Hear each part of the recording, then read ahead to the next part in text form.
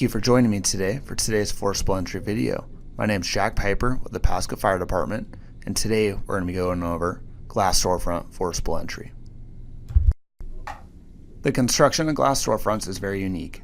It is found in commercial occupancies, selling merchandise, or wanting to appear inviting to the public. They are designed to show off what they are selling while being as secure as possible. They are found on all types of construction, class 5 through 1.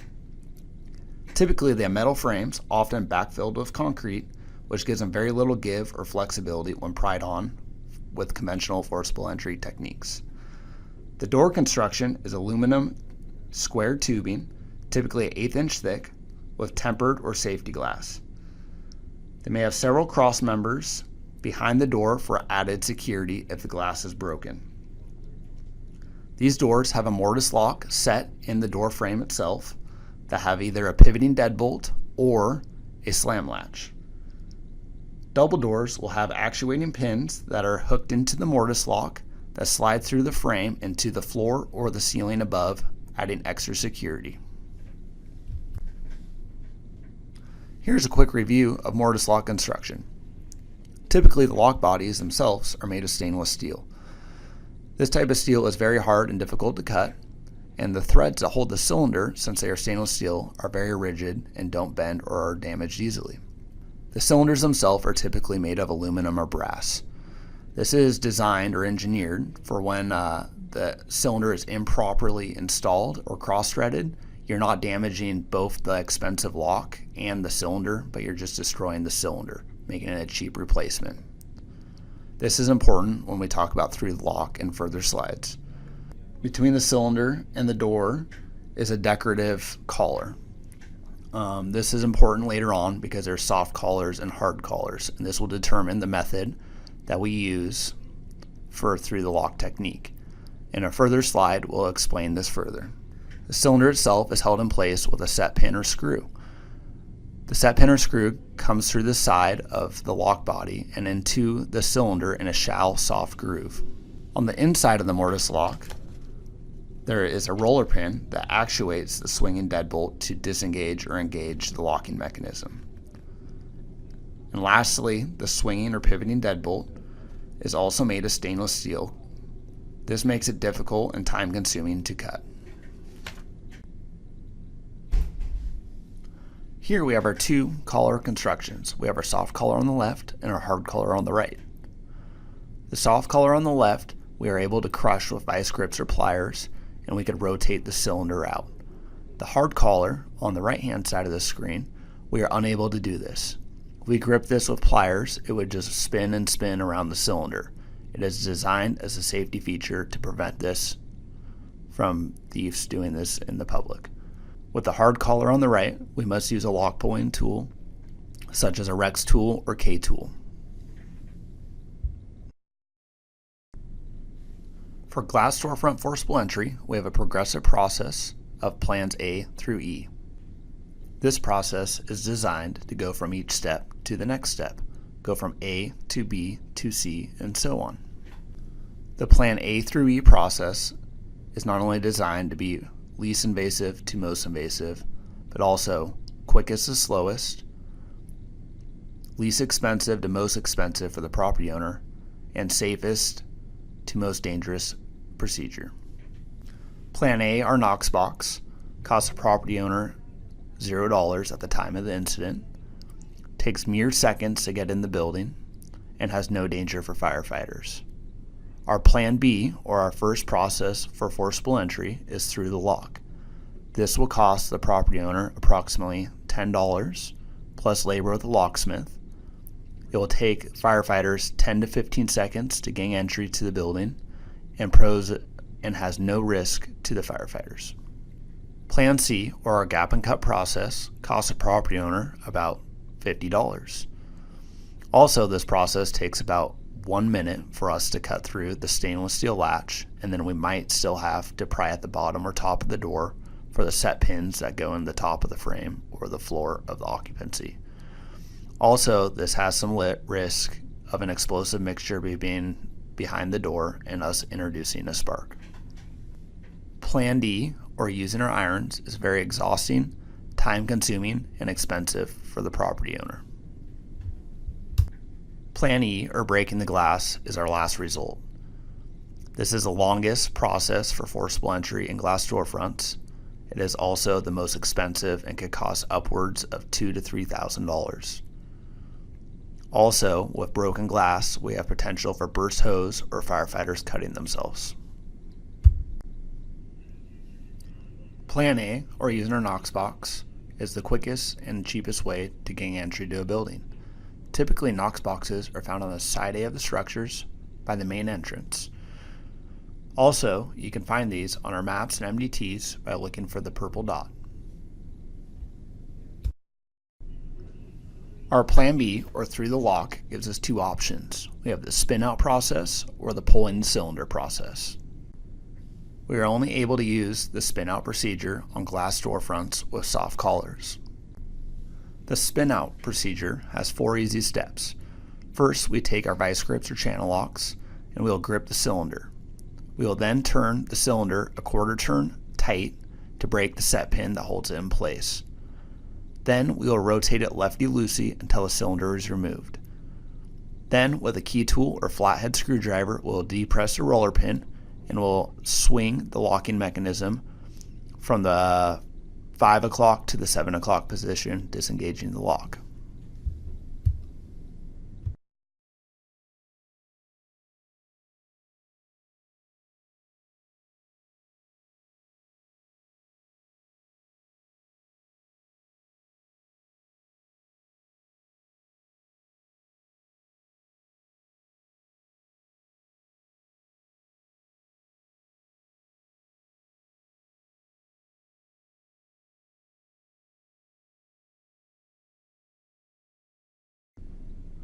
Our second option for our Plan B, or through the lock, is pulling the cylinder. This option could be used on both soft collars and hard collars by using a Rex tool or K tool. Pulling the cylinder by using a Rex tool is simple, quick, and efficient in getting into a commercial storefront. Simply by using 3 steps, you could gain entry in less than 15 seconds. Step number 1 is to hit the Rex tool into place from either the 3 o'clock or the 9 o'clock position. Once you don't have any more forward progress with the Rex tool, you'll just pivot it back onto the head of the Rex tool, violently pulling it backwards and downwards to slip the threads from the mortise lock. Once the cylinder is removed, you simply take the key tool from the handle or a flathead screwdriver, depress the roller pin, and disengage the locking mechanism, opening the door. During this process, if you pull the lock face off the cylinder, leaving the cylinder in the mortise lock, there's no need to panic. Simply, this is expose a greater surface on the inside to grab with pliers, and you could go back to the spin out method.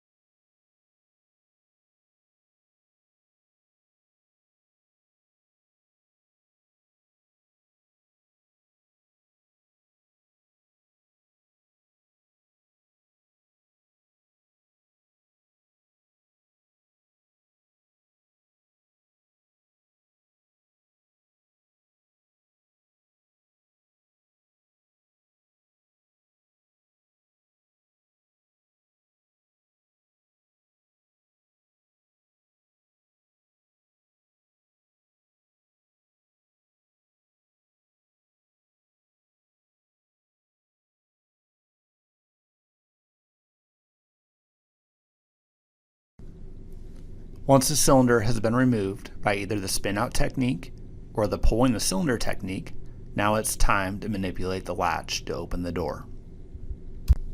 By taking a key tool, a flathead screwdriver, or pike of the Halligan, Place any of these tools in the opening where the cylinder was and depress the roller pin. Once the roller pin is depressed, swing the roller pin from the 5 o'clock to the 7 o'clock position, which will disengage the locking mechanism. Then you just need to open the door.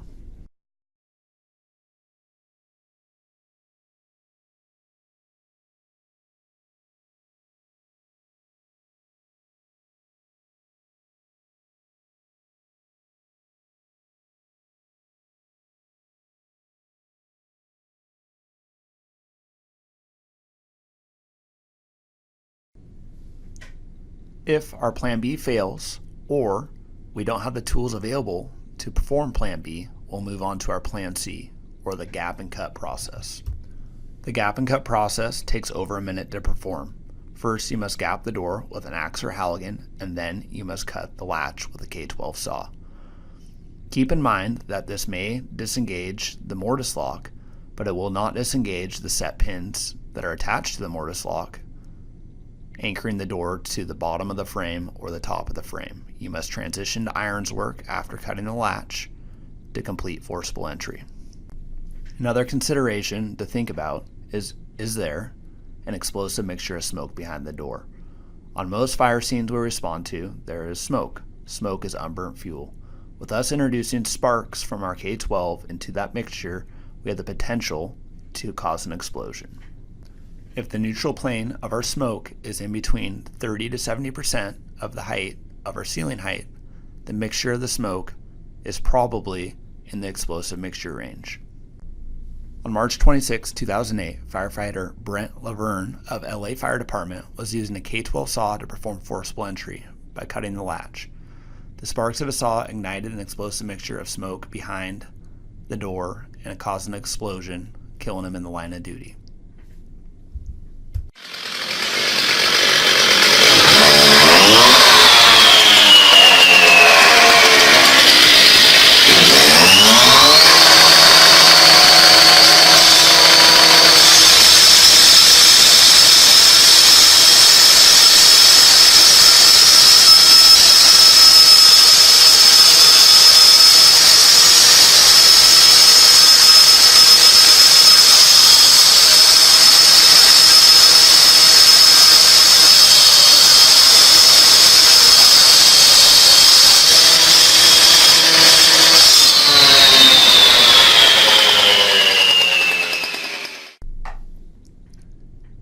If using through the lock or the saw have failed, or you don't have any other tools available other than the irons, or your saw has failed because of thick smoke conditions or it ran out of gas, we'll progress to plan D. Everything we've taught you in the past with the gap set force process works great on man doors, but it has its limitations on glass door fronts because of the construction. The construction is a lot more rigid and there's a lot more penetration into the door frame from the swinging deadbolt.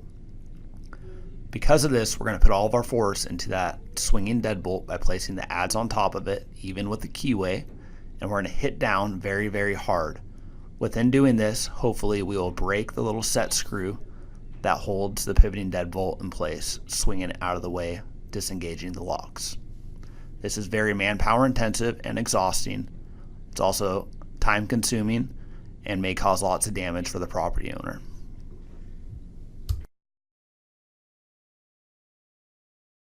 Hit, hit, hit, stop, hit, hit, hit, hit, stop.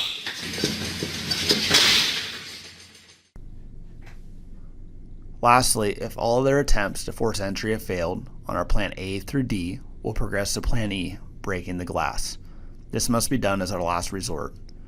There are several reasons why this is non-practical. The first of which is it has a high energy expenditure. With safety glass or crossbars behind the glass, it takes lots of time to break through and will exhaust a firefighter doing so. Reason number 2 is broken glass can cause burst hose lines or cut firefighters while they're going in and out of the door.